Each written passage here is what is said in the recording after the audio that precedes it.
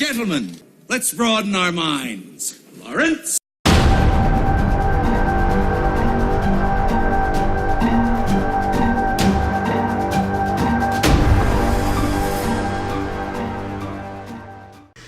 Hello and welcome to Dropkick Skeptics. I'm Xavier, and with me as always is my co-host Luca. This is a show where we talk about movies, comic books, TV shows, a whole bunch of stuff. You name it, we got it.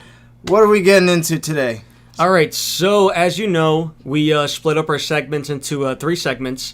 So the first segment is news and rumors. Well, we're going to be covering the Power Rangers trailer, the announcement for the Suicide Squad extended cut, and Logan, the next Wolverine movie. And then in our second segment, TV shows, which you can find on another video that we're going to... We post these separately. For TV shows, we're going to be covering Episode 1 of The Flash, Episode 1 of Westworld. We're going to be covering some of Luke Cage and FX's Atlanta. And then for our movie reviews, we're going to be talking about Blair Witch and a little throwback to Blue Ruin. Yeah. Yeah. So before we actually jump into it, I just want to say, feels good to be back. It's been a while since my my dear departed laptop just completely shut down on me. Yep. So I spent a lot of money on a really nice computer. So this feels right. So today the Power Rangers trailer dropped. How do we feel about it? Well, first I'm going to say, that I really liked it. What about you? Honestly, I really loved it. Yeah, it was like super I'm a good. Huge Power Rangers fan. I have a Green Ranger pop sitting on my desk right now. But it felt like exactly what it needed to be, like tonal wise. Yeah. Tone wise, it looks like they're going by the from what I've seen, the Boom comic book run, the current comic book run, which is it's Mighty Morphin.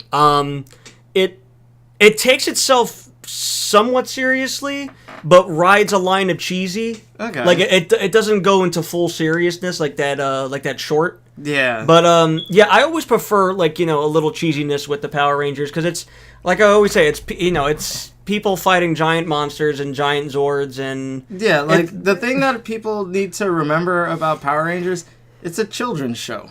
Yeah. So and don't get me wrong, like I said, I'm a diehard Power Rangers fan. I've seen every season for some reason. But it's after a certain point, you realize it's not necessarily for me, but I can still get enjoyment out of it. I get enjoyment out of it, yeah, for sure. Yeah, and I think that the makers of this movie understand that. Yeah. They're going out of their way to not necessarily cater to the older audience, but they're not taking themselves too seriously, but they're having fun with it, but they want to have the older audience there as well. Exactly. What I like is the supporting cast so far. The supporting cast is Bill Hader as Alpha 5. Which I think is perfect.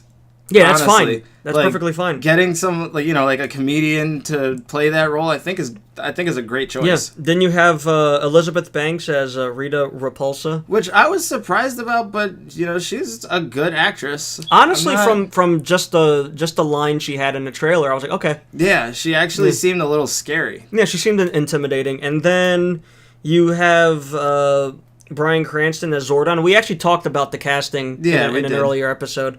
But I'm happy with the supporting cast. But I've seen some complaints, though, about, they didn't show Zordon in the trailer, they didn't show Alpha 5. I'm glad they didn't show them. I'm glad that they focused on the Power Rangers, because that's what the movie's titled.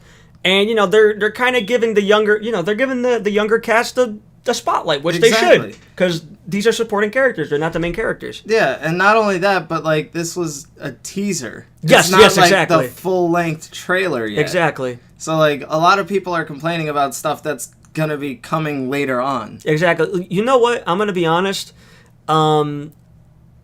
This is just me. I know for a general audience, they would have to show this. I'd be okay with them not showing them in the suits until I go see the movie. Yeah. That's just me. And don't show the Zords until we go see the movie? That'd be awesome. What would be cool? If in the first full-length trailer, I'm okay with them showing the suits because we've seen so much of it already. Yeah.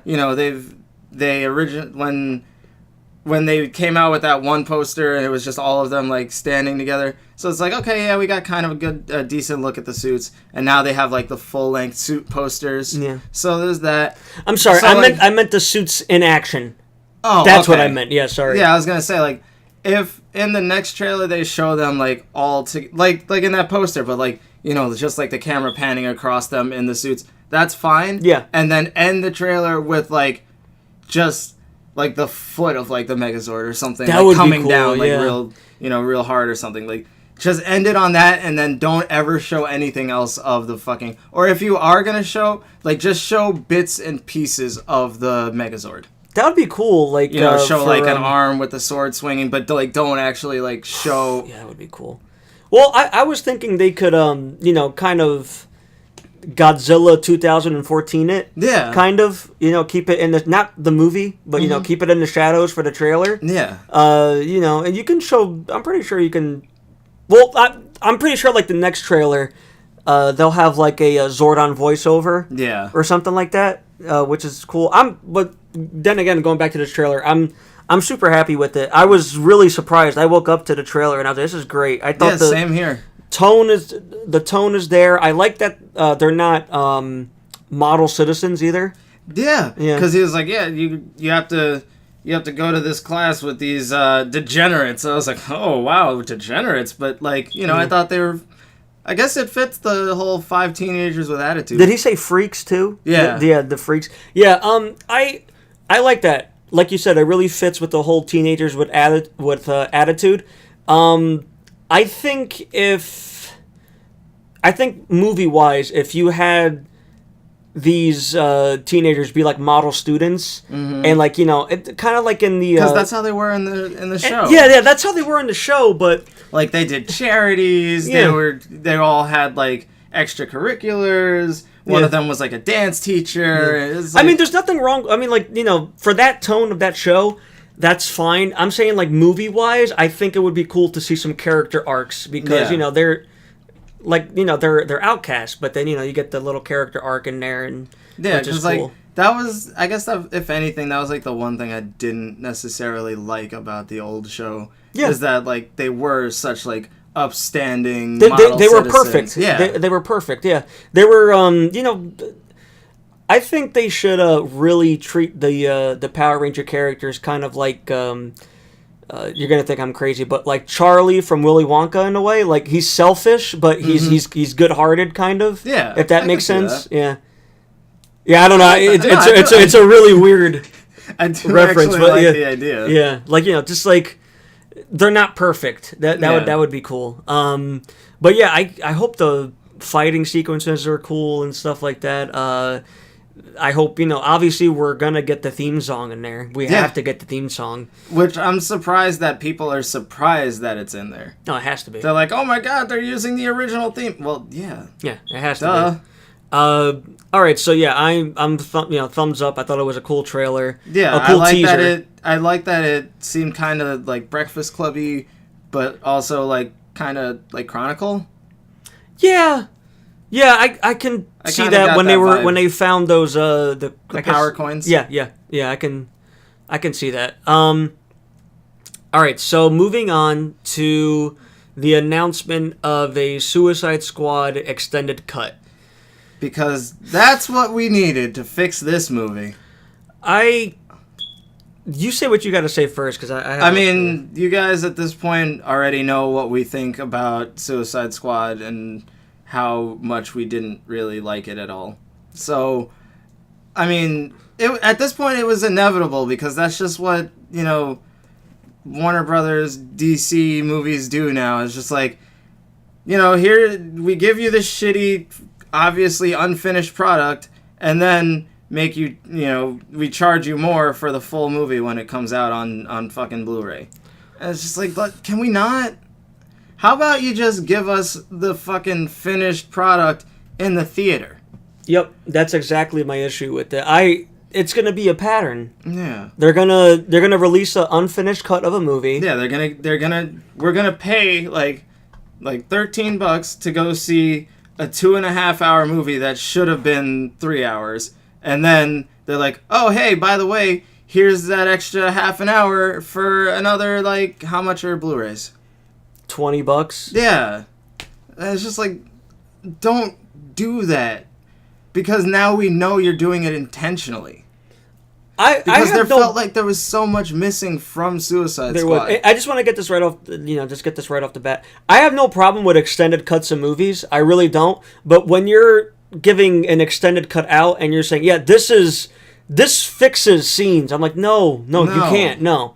If anything, extended cut should be scenes that were taken out for, like the movie Aliens had an extended cut. I prefer the theatrical cut, but I'm just tired. I'm tired of DC. I know this sounds crazy. I don't hate DC. I read the comics. I think the Rebirth, some of the Rebirth comics are really cool, but this is just me talking about their cinematic universe. I'm just done. Even they released a behind the scenes footage thing for Justice League. Mm-hmm. I didn't even watch it. I didn't care. I really don't care anymore. I really don't. I didn't watch it either, other than that one little short clip that I showed you with Aquaman and the dropping his trident, which was pretty funny. But it's just like, Jason, when it comes out, Jason Momoa, he's a cool dude. Don't get me wrong, but when it comes out, I mean, the only reason that I'm going to see it is because it's a Justice League movie. I know what I'm getting into with these fucking movies now.